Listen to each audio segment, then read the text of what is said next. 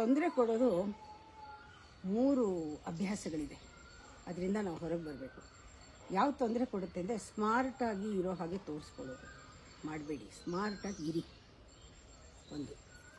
ಎರಡನೇದು, ಪದಗಳನ್ನ ಉಪಯೋಗಿಸ್ಬೇಕಾದ್ರೆ ದೊಡ್ಡ ದೊಡ್ಡ ಪದಗಳನ್ನ ಹುಡ್ಕೊಂಡು ಮಾತಾಡ್ತೀವಿ. ಅದು ಮಾಡಬಾರ್ದು. ನಮ್ಮ ಉದ್ದೇಶ ಕಮ್ಯುನಿಕೇಟ್ ಮಾಡೋದು. ತಲುಪಕ್ಕೆ ಯಾವುದು ಬೇಕೋ ಪದ ಅದನ್ನು ಮಾತ್ರ ಬಳಸಿದ್ರೂ ಸಾಕು. ಅಂದರೆ ತೊಂದರೆ ಅಪಾರ್ಥ ಆಗುತ್ತೆ, ಅನರ್ಥ ಆಗುತ್ತೆ, ತೊಂದರೆ ಆಗುತ್ತೆ ಬೇರೆ ಬೇರೆ ಪದಗಳನ್ನ ಎಲ್ಲೆಲ್ಲೋ ಉಪಯೋಗಿಸಿದ್ರೆ. ಮೂರನೇದು, ನಾವು ತುಂಬ ಇಂಟೆಲಿಜೆಂಟು, ನಾವು ತುಂಬ ಬುದ್ಧಿವಂತರು ಅಂತ ತೋರಿಸೋದು ಬೇಕಾಗಿಲ್ಲ. ಬ್ರೈಟು, ಬ್ರಿಲಿಯಂಟು ಅಂತ ಓವರ್ ಎಸ್ಟಿಮೇಟ್ ಮಾಡೋದಿದೆಯಲ್ಲ, ಅದು ಬಹಳ ತಪ್ಪು. ಅದನ್ನು ಮಾಡಿದ್ರೆ ನಾವು ತೊಂದರೆಗೆ ಸಿಕ್ಕಾಕೊಳ್ತೀವಿ.